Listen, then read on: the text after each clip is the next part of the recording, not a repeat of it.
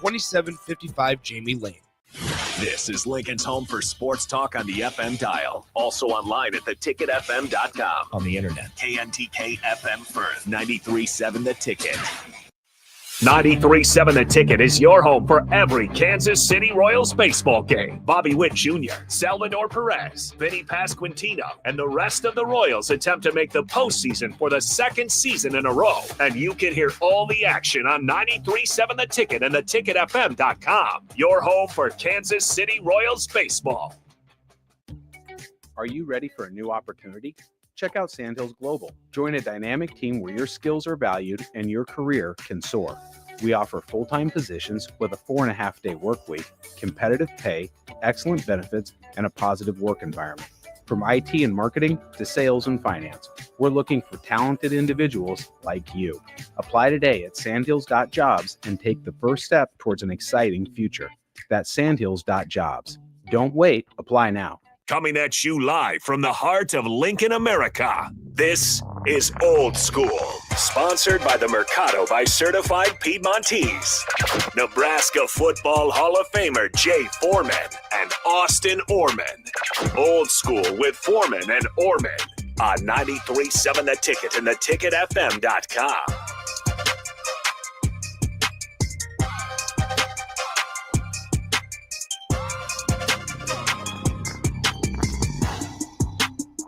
All right, welcome to it. It is Old School. I have heard from Jay Foreman. He's alive. He is in the land of the living. We are glad to hear that. See if we can get him to make an appearance on the show today or not. Certainly effort him. Love the opinion of the Husker Hall of Famer and the 9-year NBA vet. Big thanks to E. Strick for stopping by.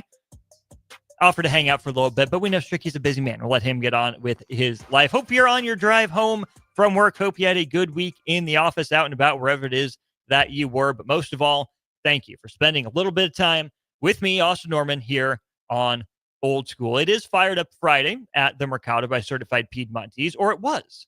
You just missed it. Every Friday, 11 o'clock till it's gone, at the 84th and Havelock location here in Lincoln, is Fired Up Friday. That means you get a gourmet meal with certified Piedmontese meat for cheap. Well, not cheap.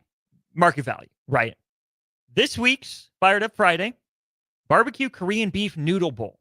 Smoked point end brisket, sweet and spicy Korean barbecue sauce, cabbage, noodles, sesame scallion, $17 for a big old bowl of that.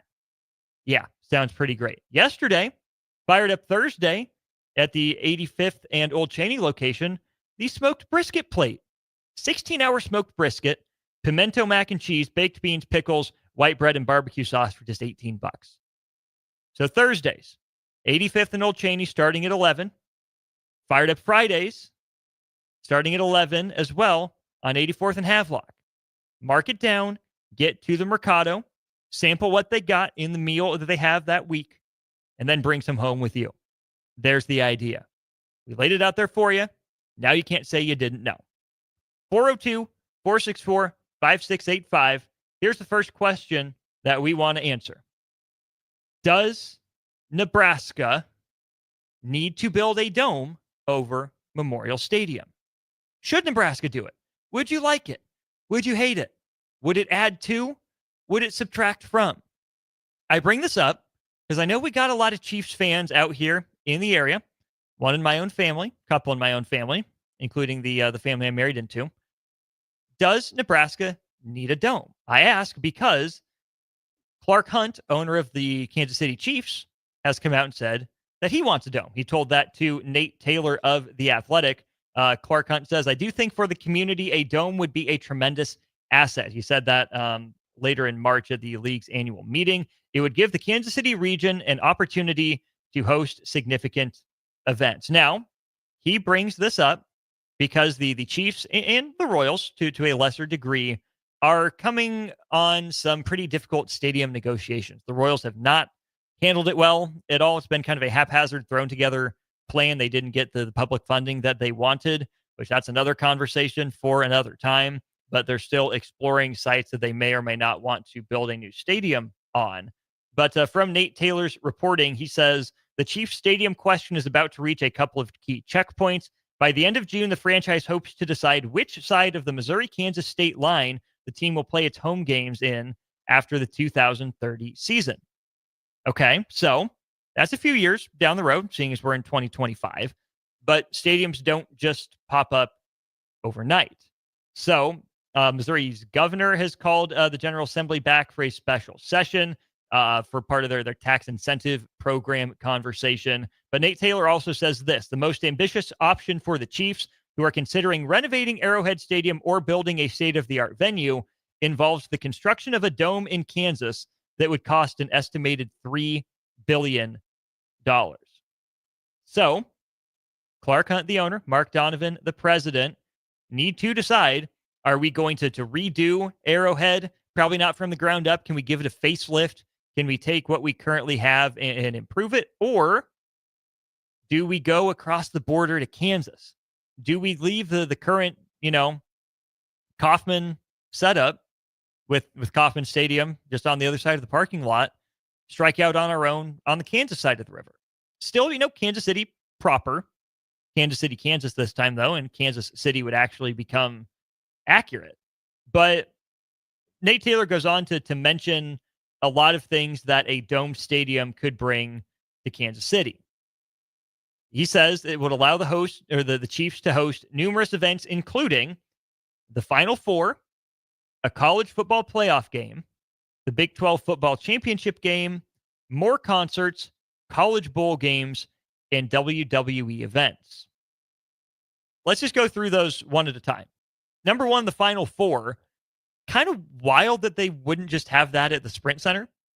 I know the Sprint Center is not huge, and the NCAA has certainly taken to, playing its Final Fours in much bigger arenas, which I get. If you can sell it, you may as well.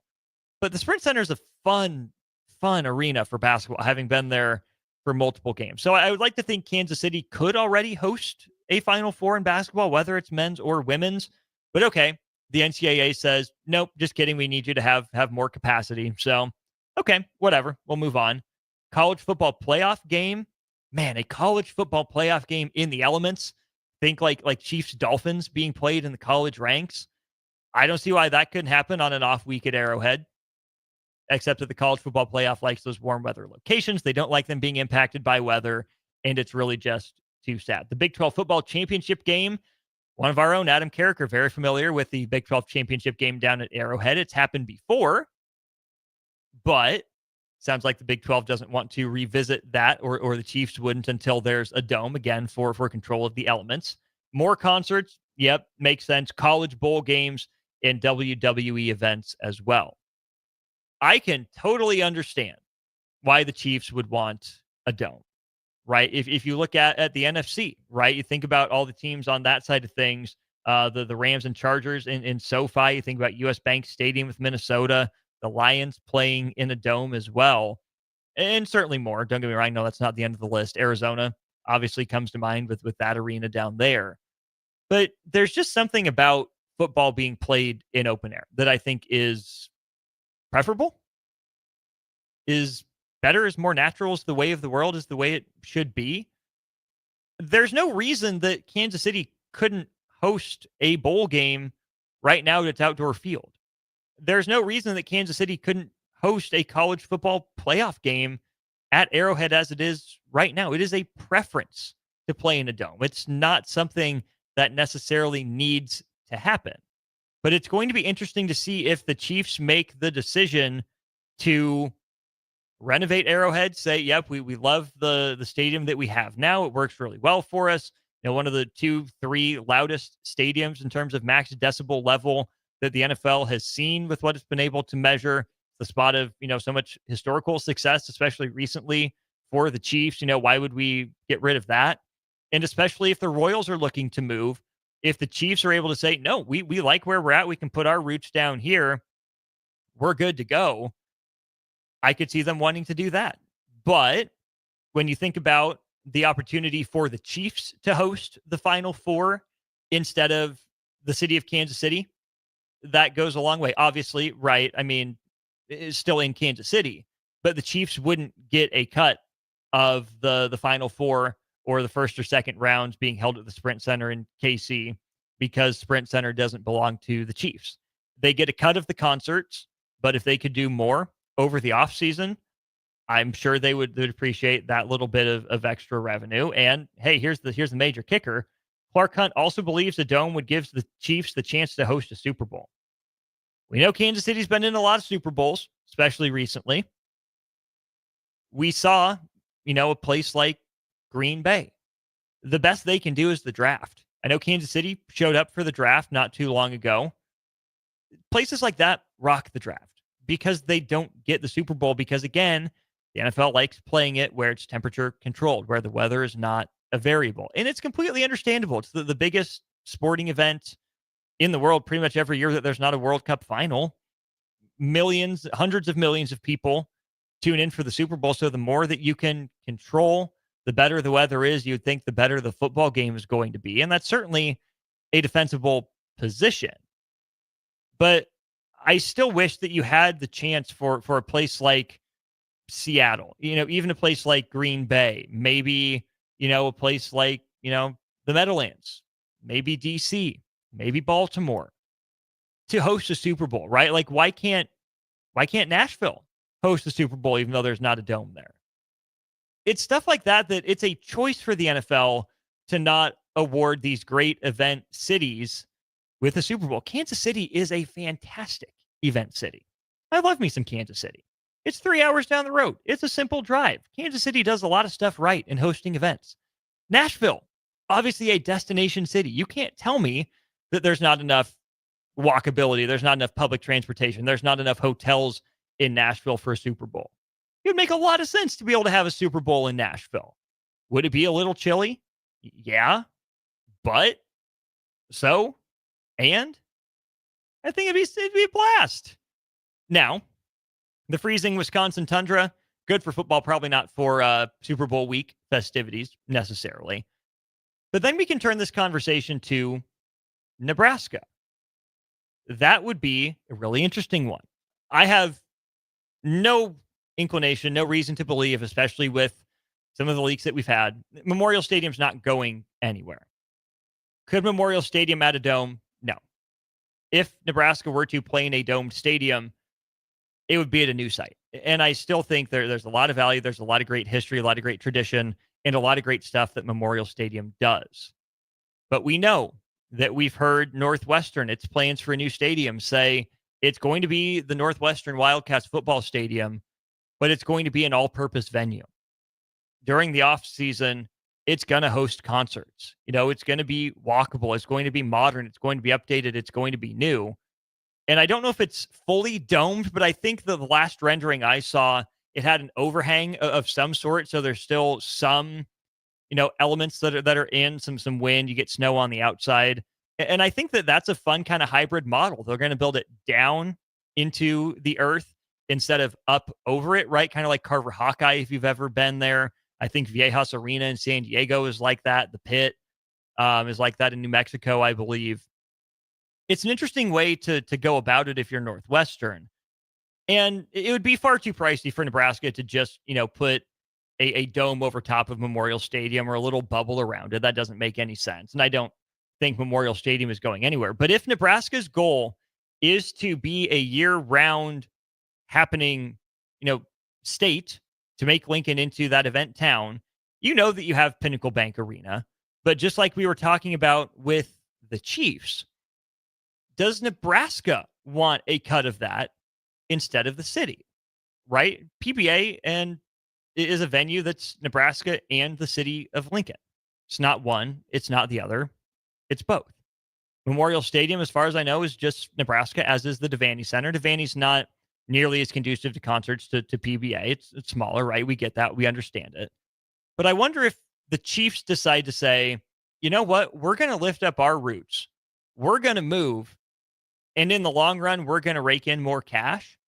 If Nebraska wouldn't look to do the same thing down the line, would it make more sense for Nebraska to put upgrades into Memorial Stadium now, give it a facelift, modernize it as best they can?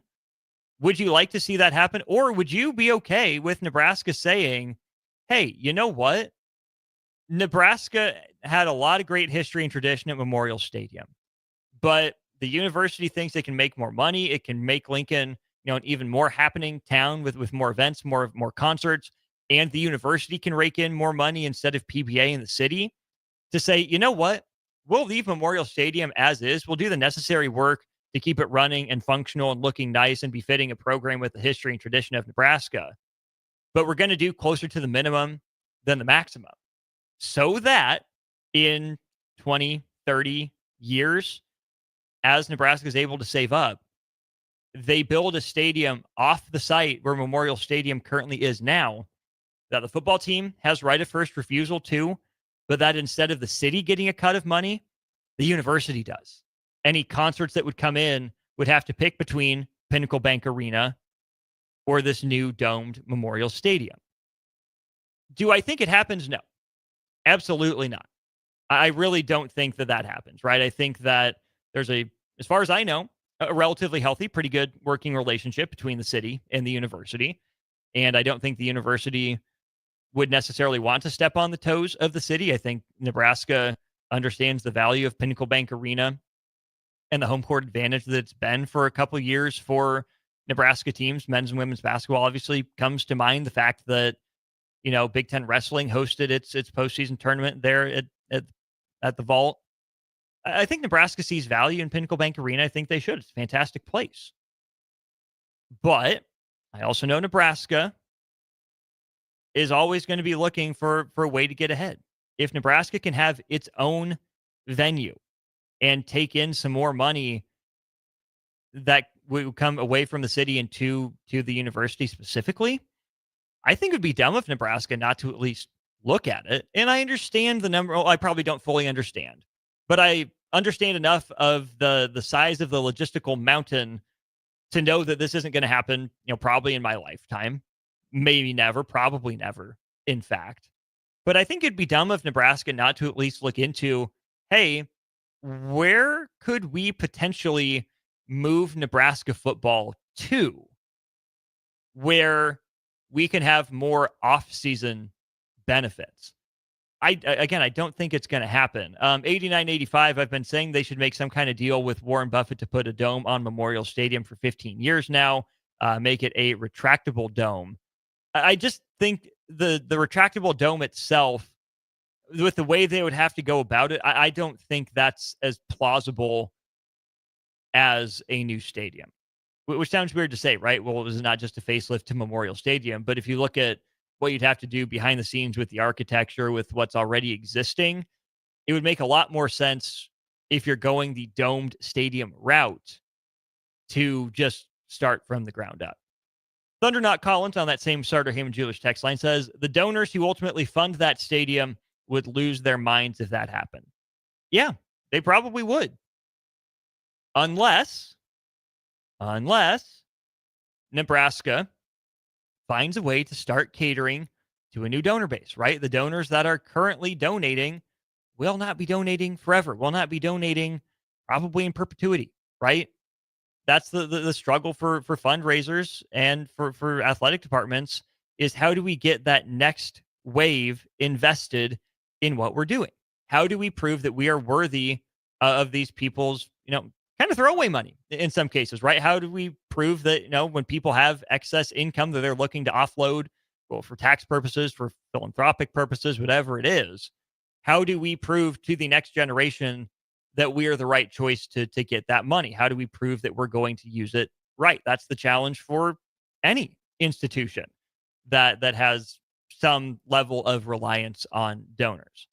So what if Nebraska starts whispering about a dome to the kids that are in college now? Would you like it?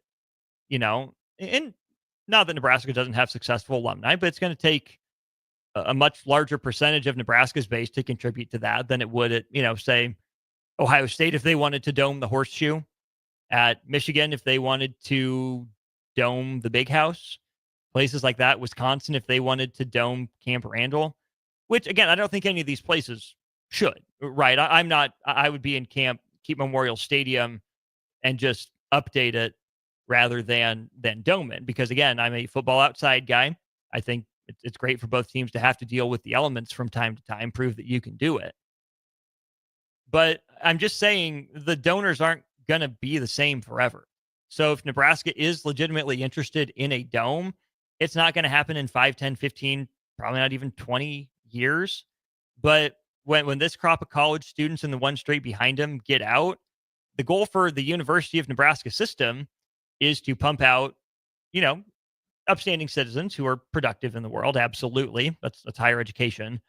But also for the university standpoint, to help it keep going in perpetuity, crank out people who are good at what they do, that become big in their field, that owe their success in their minds to Nebraska and feel like they should give back because they're grateful for what Nebraska gave them. If you can get in with this crop of college students, or maybe the next one, whatever it is, however you want to, frame that cutoff point, just because they're donors that fund the stadium now doesn't mean they'll be the same donors in 5, 10, 15 years. 20 years, 30 years, probably the more accurate time frame. And who knows how many times college football will change. I still love the idea of Nebraska hosting, an SEC and ACC, a West Coast school at Memorial Stadium in early to mid-December for a college football playoff game. I think on the one hand, weather effects can really be overblown. Just be better at football. But sometimes it's who's better at handling the elements, who's better at controlling how they respond to the uncontrollables. And I think Memorial Stadium and Husker fans deserve a chance to see a Nebraska team good enough to host a team from a warm weather climate in Memorial Stadium, the way it is, all the history, all the tradition, everything that's gone into making that place what it is.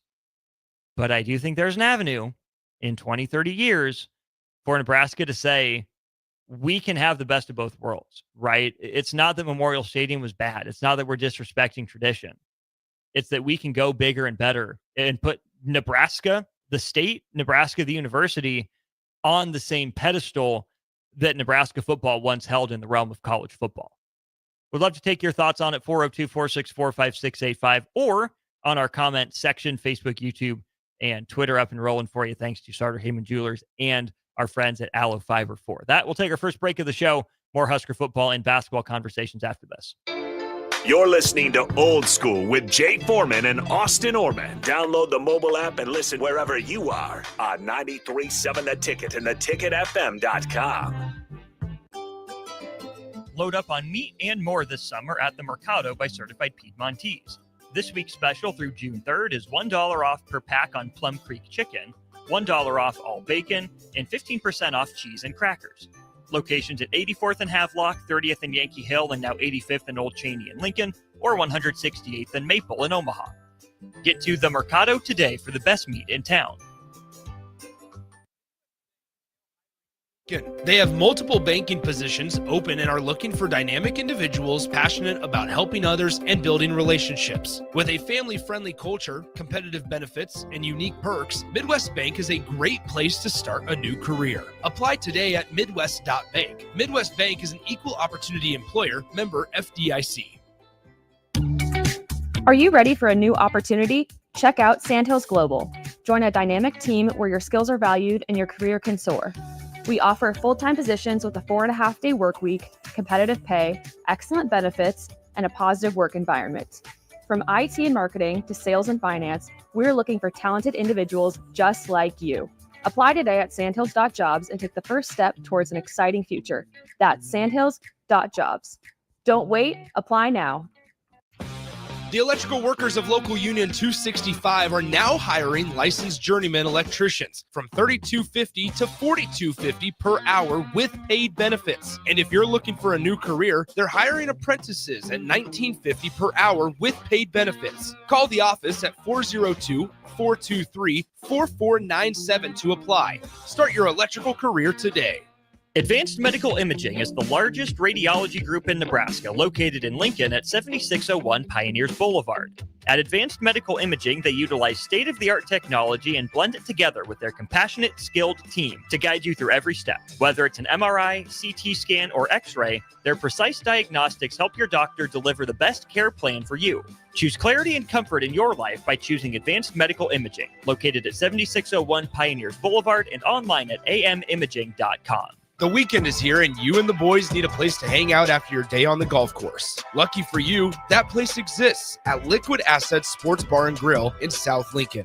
The 19th hole at the course is great, but it doesn't have 30 TVs showing all sports with 23 beers on tap. You can enjoy all of that at Liquid Assets, as well as delicious smash burgers, wings, and much more. Don't end your hangout after the golf round ends. Get to Liquid Assets Sports Bar and Grill at 2755 Jamie Lane. Saturday. Eagle Raceway is open for a full season of dirt track racing action every Saturday night. Don't miss the epic battles on the high banks of Eagle Raceway each Saturday between the Nebraska Septic Sprint Cars, Nebraska Lottery Modifieds, Avid Realty Sport Mods, Valentino's Hobby Stocks, and A1 Iron Stock Cars. Let's go racing. Eagle Raceway, just 10 miles east of Lincoln on O Street. Check out the full schedule at eagleraceway.com. Batter up! Join us this summer at Haymarket Park for 50 action-packed Salt Dogs games running now through August.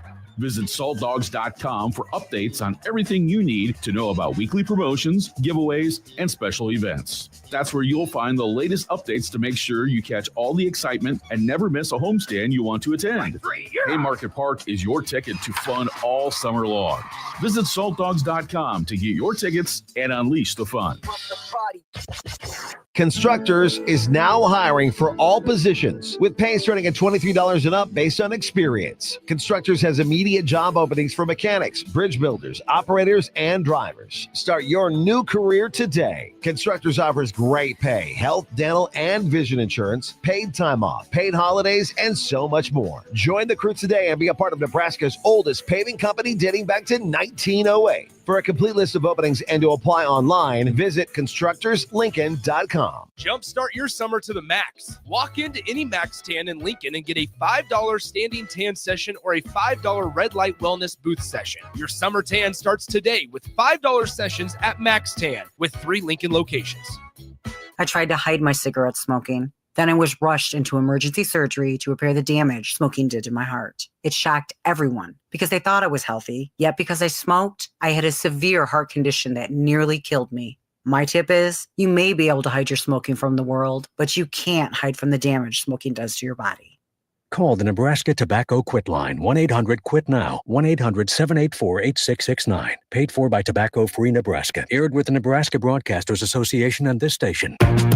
Back to Old School with Foreman and Orman on 93.7 The Ticket and theticketfm.com. Welcome back into Old School. I'm your host, Austin Orman. Thanks to everyone who's tuned in on their drive home. Maybe you just got settled at home. Thanks for firing up ye old 93.7 The Ticket app. Maybe we're on your FM dial. Maybe we're on Facebook, Twitter, YouTube. Maybe we're on Alex Channel 961. Oh, wait, we're everywhere. But however it is you watch or listen, thank you. We really appreciate you.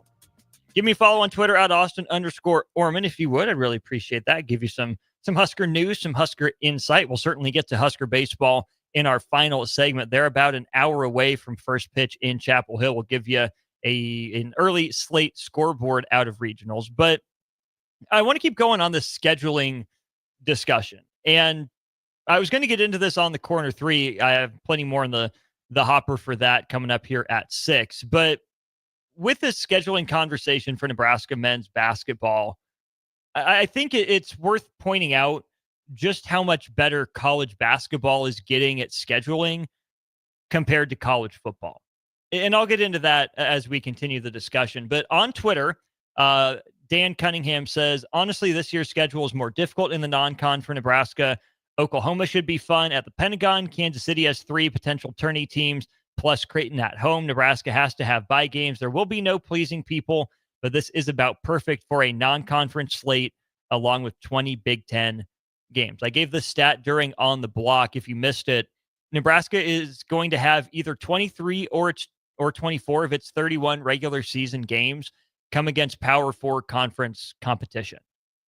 That's 75% of Nebraska's games. So yes, there needed to be some wiggle room for Nebraska to have teams that I think will push it, but hopefully not for 40 minutes, right? For the team's sake, to have those opportunities, that runway, as Strick and I talked about. And Nebraska needs to stack years like 23, 24 to get into more and more marquee non-conference events, right? Like, could you ever see Nebraska going out to Maui for the Maui invite?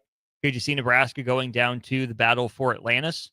No, not for another decade, 15 years. I don't think, right? I think there's enough in the back of people's minds that has, national college basketball people wondering, well, what if Nebraska gets back to where it was in the 90s, right? Not just a football conversation, folks, not just a football conversation.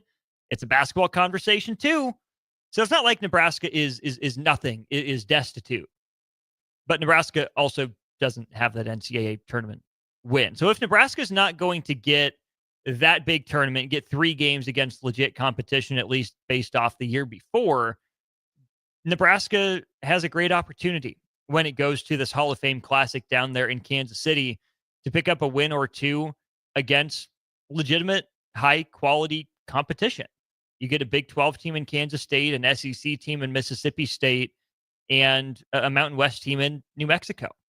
That's really, really fun. At least they were last year. We'll see how they adapt and adjust.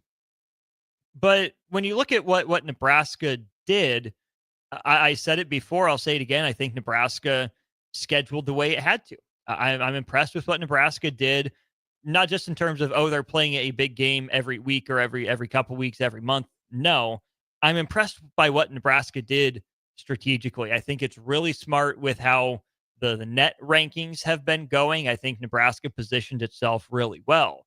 But just to look across the country and get this thought of what some other teams are doing, I know I brought up Duke, right? So Duke's ACC conference went down from 20 conference games to 18 conference games for the express purpose of giving its teams more opportunities to build out the resume in the non-con. I talked about this on the Corner 3. I don't like it because they miss a team in the conference. You should be playing everyone in your conference, even though it's a big conference. I know it's stupid the conference got that big, but the main trick for the ACC is raise your floor. Just strengthen your middle. Your top teams are still good. You're still sending teams to the second weekend and the third weekend of the NCAA tournament, despite some really mediocre regular season results. The way that you get better, ACC, is not necessarily to go play more non-conference games. That bolsters the resume, potentially, but it doesn't make you a better league. Your AD's got to get better at hiring. Your school's got to get better at investing. They have to become more attractive for recruits. You got to hire better coaches. That's how the SEC passed the ACC. You got to go for a while before you take a mid-tier ACC coach over a mid-tier SEC coach. The SEC athletic directors knocked it out of the park with good direction from that conference front office. They did. So I wish the ACC would have just battened down the hatches and said, you know what? We just got to get better. We got to identify up-and-coming coaches better. We got to flex our historical financial muscle and bring a coach that's maybe on his last legs, that's worn out his welcome at a school. And we got to be the destination for him instead of the SEC, instead of the Big East. That's not what they decided to do. The ACC said, okay, well, we need to get better. We want to bolster our resume, so we're going to knock off 2 games off the conference schedule. We're going to allow our teams to be more flexible in the non-conference. One of the pioneers of that was Duke, who has seen the ACC been down for the last couple of years. So what did they do last year? They scheduled Illinois, middle of the road Big Ten team, but at its peak was full of Big Ten contender moments. They scheduled a late February game, mid-February game against Illinois at Madison Square Garden, neutral site. I think it still counted as a Duke home game, but maybe it was a true neutral. I don't remember exactly how they scored it. But Duke got one extra ACC game out of the way, in December. So it freed up space in the back end of the schedule to play this Illinois game. Same sort of thing for Illinois, who had a little bit of wiggle room with the Big Ten playing its 2 conference games in December, then getting back to non-conference near the end of the year before really diving into the meat of the conference schedule, the last 18 games after the calendar flips to the new year. So that was a good prescient move by Duke. But what else did John Shire do? He said, no, that's not enough. So Duke will also have non-conference games against Texas, Texas Tech, Arkansas, Kansas, Michigan State, Michigan, and Army. Michigan, I believe, will be a neutral site game. Texas Tech is a neutral site game. Michigan State will be on the road in East Lansing. Arkansas, I believe, will come to Cameron, but don't quote me on that. Kansas, I don't remember if that's the Las Vegas game that they'll play or if that's in the Champions Classic. No, because I think it's Duke, Kentucky. Was that last year? I forget. I'm all mixed up. But Army, I think that's a true road game at West Point. And then Texas, right? Duke loaded up in the non-conference because they don't trust their conference mates to be good enough to bolster the resume. And now it worked out for Duke last year in the long run. Duke had a relatively light schedule compared to the SEC grind that Florida and Auburn went through, or the Big 12 grind that Houston had. But the committee still said, you know what? Duke dominated a bad schedule enough to still deserve a 1 seed. I don't think Duke, by its actions, wants to leave that in the hands of the committee again moving forward. Obviously, Duke is not the only program in college basketball. I understand that. You understand that. What about Wisconsin? Let's go to the Badgers, right? I saw them flash across my news feed yesterday, announced that they scheduled a game with Villanova. Not a powerhouse, certainly not anymore, but that's a recognizable name. That's a recognizable brand with some recent cachet. It'll be the first meeting for Wisconsin and Villanova since the Badgers pulled the upset over the Wildcats, knocking their quest to go back-to-back off course in 2017. But when you look at what else Wisconsin is doing, Nebraska's playing BYU in an exhibition. Wisconsin's playing them for real, and they're going to Salt Lake to start out the home and home. You'll look at that game against Villanova. Wisconsin will also play Marquette, which is a game that I believe happens annually or pretty close to annually, which is fantastic. I mean, two programs that are super close, Madison and Milwaukee, they need to play every year if they're not already. And then Wisconsin's in an invitational where they'll play at least one of Kansas, Florida, or Providence. Now, wheels kind of fell off for Providence last year, but that's still, a recognizable program with some level of recent success. Obviously, the potential to play Florida in a rematch of who was that? Chris Chiozza, I think, 3-point floater to win it for the Badgers over a Bronson Koenig Wisconsin team, or Kansas, right? Not that it was elite peak Kansas by any means last year, but that's still a blue blood, and that's going to move the needle for Wisconsin. So I know a lot of you listening right now and throughout the day are college football fans, as am I, right? Don't get me wrong. I love college football. But if you're one of those fans who's frustrated with Nebraska backing out of the Oklahoma series or trying to, or the Tennessee series that's come to mind, certainly. If you're tired of that, my friends, look at college basketball. Even a team like Kentucky, right, another blue blood, says we are taking it upon ourselves to challenge ourselves. Their exhibitions will be against Purdue and Georgetown. Okay, they don't count, but they're doing things to draw eyeballs. Louisville, annual rivalry, fun, not letting that one go by the wayside, even though they're in opposite conferences. So it will be Duke, Kansas in the Champions Classic because it's Kentucky, Michigan State in the Champions Classic. It's been the same four teams the whole time. Everyone sees the value in it. They're not backing out. Then you scroll down. Kentucky's going to play Gonzaga in Nashville. That's really cool. I know Kentucky has gone to Seattle to play Gonzaga before. To get that game in Nashville is going to be really fun. Kentucky adds St. John's in the CBS Sports Classic. Someone backed out, and Kentucky says, let's go get old friend / nemesis Rick Pitino. And, oh, by the way, he used to coach Kentucky too, right? They had St. John's, a 2 seed last year, certainly trending in the right direction under Rick Pitino. They said, yes, let's add them to the schedule, not some pushover. Oh, and I got this bit of intel from my Kentucky buddy after this game was added. Apparently, Kentucky hates Indiana more than it hates Louisville. I didn't know that. I didn't see that one coming.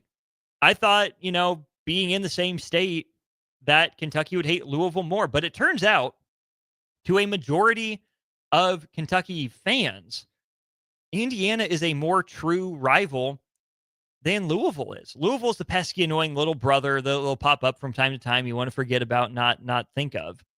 But you'll play them, right? It's good for the state. It's good for basketball. And Louisville is a basketball program. But I showed my ignorance. I did not know just how much Indiana and Kentucky hated each other on the basketball court. I mean, you remember the games that they played back in the early 2010s. You think about the Christian Watford buzzer beater for Indiana back when they were really rolling under Tom Crean in the early 2010s at Assembly Hall. I remember watching that one live. I didn't realize the magnitude of that moment. It was a cool shot, like, don't get me wrong, but not being that connected to Indiana and Kentucky, I didn't realize that Kentucky and Indiana had such disdain for each other. And both schools said, you know what? Let's rev it up again. So for all of you who are frustrated with the way that college football is heading, with the playoff, with canceling some of these marquee games, I pray you continue to tune into the Corner 3 and tune into college basketball throughout the year. College basketball's biggest names, biggest brands, like Duke and Kentucky, even those second or third tier brands like Wisconsin, so many of these schools are taking it upon themselves to play big games. There's got to be reason for that, right? You got to carve out your own niche. But I also think they're trying to strike while the iron's hot. They see college basketball ratings are behind college footballs, and that might always be the case. But if college football is going to show some vulnerability and say, you know what, we're not going to value our non-conference. We're going to make the most important part of our non-conference the end of the year with the bowl games and the college football playoff instead of those early season marquee games. College basketball is doing a great thing, trying to strike while the iron is hot and draw some eyeballs away from a college football playoff that I think a lot of casual fans will watch, but in a frustrated manner, by getting so many of these marquee non-conference games on the schedule. College basketball is where it's at, y'all. I've been trying to tell you all along. Hopefully now you'll start to believe me if you haven't already. We'll dive into more college football versus college basketball on the Corner 3. A lot of comments about the college football playoff. So, of course, NCAA President Charlie Baker had to run his mouth about his goal of expanding the NCAA tournament to 72 or 76 teams. We'll get to that at 6, but we still got one more segment of Old School brought to you by the Mercado by Certified Piedmontese after this. Watch Old School live on Facebook, YouTube, or Twitch. Old School with Foreman and Orman on 93.7 The Ticket and theticketfm.com. Jumpstart your summer to the max. Walk into any Max Tan in Lincoln and get a $5 standing tan session or a $5 red light wellness booth session. Your summer tan starts today with $5 sessions at Max Tan with 3 Lincoln locations. Saturday. Eagle Raceway is open for a full season of dirt track racing action every Saturday night. Don't miss the epic battles on the high banks of Eagle Raceway each Saturday between the Nebraska Septic Sprint Cars, Nebraska Lottery Modifieds, Avid Realty Sport Mods, Valentino's Hobby Stocks, and A1 Iron Stock Cars. Let's go racing. Eagle Raceway, just 10 miles east of Lincoln on O Street. Check out the full schedule at eagleraceway.com. 93.7 The Ticket, Fox, KFXL weather. Brought to you by Bryant Air Conditioning, Heating, Electrical, and Plumbing. Your Lincoln forecast for today. We'll see lots of sunshine with light and variable winds. Afternoon high near 82. Tonight, mainly clear skies and calm winds, a low around 56. And tomorrow, a slight chance of showers and storms in the afternoon. Otherwise, mainly sunny with light winds and a high near 88. I'm meteorologist Kyle Flecker for 93.7 The Ticket and theticketfm.com. The end of the school year is drawing near, which means graduation parties are coming soon. Are you prepared for hosting? Führer's Cheese Spread is the dip that brings everyone together to celebrate graduations and the close to a great school year. And it goes well with crackers, meats, soups, and more. How could you consider throwing a party without it? Get to your local grocery store today and load up on Führer's Cheese Spread. No graduation party is complete without it. Are you looking for an exciting new way to put your skills to work? Explore new career options in the fintech industry at Currency, a Sandhills Global company. We offer full-time positions in financial sales, compliance, operations, and other fields. We also offer a 4.5-day work week, an attractive benefits package, and opportunities for advancement. Put your motivation to work and grow with us at Currency. Visit gocurrency.com/careers to learn more. Load up on meat and more this summer at the Mercado by Certified Piedmontese. This week's special through June 3rd is $1 off per pack on Plum Creek chicken, $1 off all bacon, and 15% off cheese and crackers. Locations at 84th and Havelock, 30th and Yankee Hill, and now 85th and Old Cheney in Lincoln, or 168th and Maple in Omaha. Get to the Mercado today for the best meat in town. Noticing more dust at home? It may be time for duct cleaning from Bryant. Breathe easy and healthy. Call 467-1111. Bryant Air Conditioning, Heating, Electrical, and Plumbing. Things that impair you come in many different shapes and sizes. Some are the shape of beer and liquor bottles. Others look like cigarettes but aren't cigarettes at all. These are the things we know impair us, the things our parents warned us about. What we're not always aware of is our new prescription or the over-the-counter medicine we picked up just for allergies or a bad cold. See, it doesn't just matter how much of a substance you take. If you are impaired, driving is deceptively dangerous. Don't drive impaired. Paid for by the NDOT Highway Safety Office. In every office, there's two types of people. There are those who bring in bagels and those who eat the bagels that someone else brought in. Everybody likes the first person. Be that first person. Weekday mornings at 7:30, you have a chance to win a business box of bagels from Bagels & Joe. All you have to do is shut up, Sipple. 2 questions for you, 2 for Sip. Win, and the bagels are yours. Lose, well, you don't want to lose. You lost Monday, you lost Wednesday, you're a loser. Shut up, Sipple. Weekday mornings at 7:30, brought to you by Bagels & Joe. Back to Old School with Foreman and Orman on 93.7 The Ticket and theticketfm.com.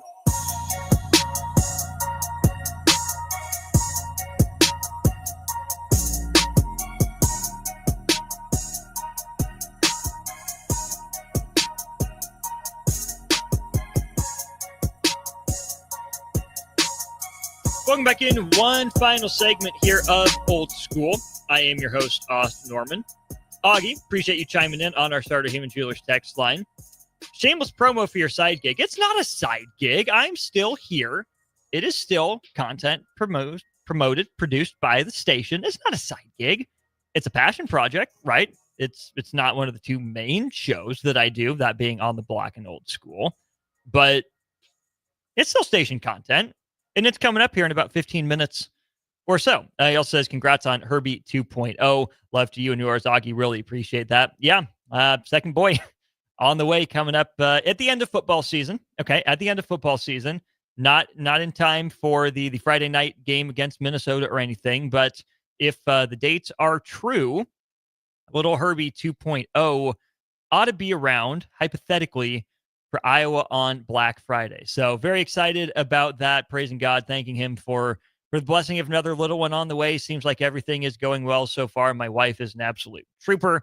God bless her for that. We are so thrilled. We are so excited to have another one on the way. It's going to be a blessing. So if the content degrades from me, which I'll do my best to not have it, and the kids aren't an excuse, right? If it degrades, it goes downhill. It's all on me. I'm not pushing the blame on them or anything at home. If it goes down south, right? Just on me. But of course, I'm surrounded by a bunch of great people who help me elevate my game each and every day. So big thanks to everyone here at the Ticket family, my partners, Strick and Jay, everyone that I cross paths with here. It's a great team here at the Ticket. I am incredibly, incredibly grateful for them. And you, right? Ticket listeners, you're part of that family. You make it possible for us to do what we do. So seriously, from the bottom of my heart, thank you. Let's do some baseball, right? Talk some stickball. Husker baseball getting underway here in about 45 minutes or so in Chapel Hill. North Carolina really only had 1 or 2 moments of trouble with Holy Cross. The Tar Heels cruise behind Jake Knapp. He goes like 119 pitches, 8 1/3 innings, only allows 4 hits in a 4-0 North Carolina win. So the host makes it out of their first game unscathed. We will see who it is they face out of Nebraska or Oklahoma. That was one of the first finals of the day. East Carolina jumped on Florida. Pirates got out to a 9-0 lead on the Gators. They end up winning it 11-6. So number 17, Florida, now just 1 game away from elimination in the Conway, South Carolina regional hosted by Coastal Carolina. Cincinnati gets up big on Wake Forest early in cruises. Same final score for the Bearcats over the Demon Deacs, 11-6. Louisville handles East Tennessee State 8-3 in the Nashville regional. Texas has no problems as the host team in its regional with Houston Christian 7-1. West Virginia beats Kentucky 4-3. And how about this? USC sneaks into the tournament and they blast number 22 TCU out in Corvallis. Trojans 13, Horned Frogs 1. Number 22 TCU now on the brink of elimination, and a good first showing for the Big Ten in regionals. The only other final to give you is Arkansas, the number 6 ranked team, I believe number 3 overall seed. They beat the Bison of North Dakota State, final score of 6-2. A lot of games in progress right now. No score early on between LSU and Little Rock down in Baton Rouge. Meanwhile, in that Nashville regional, Wright State, the 4 seed, has a 2-0 advantage over number 1 national seed Vandy. Okay, we'll monitor that. Bottom of the 7th in Auburn, Stetson 8, North Carolina State 0 in that 2 versus 3 matchup. So the ACC team on the ropes here in game 1, trailing 8-0 in the bottom of the 7th. Also in the bottom of the 7th, you have UCLA leading Fresno State 6-2 and Georgia Tech leading Western Kentucky 6-1. Bottom of the 9th, it's Miami up on Alabama. The Hurricanes, I believe, are the 3 seed in Hattiesburg. They're leading Alabama 5-3. Top of the 9th, high drama in Eugene as Arizona leads Cal Poly just 3-2. Cal Poly out of the Big West racked up 40 wins. They trail by 1 in their last chance at the plate. Florida State hosting in Tallahassee leads Bethune-Cookman 5-2, and Georgia putting up some crooked numbers against Binghamton. Terrell Farley's Georgia Bulldogs lead at 17-2 in the top of the 8th inning out there in Athens. Really fascinating matchup for Nebraska tonight. I'm going to assume the lineup has been posted. I have not seen it for Husker baseball, so I'm going to attempt to look that up on the fly here as Nebraska makes it back-to-back years with a regional appearance, now 18 times overall. Yep, okay, here's the lineup. Nope, just kidding. That's the game day tweet.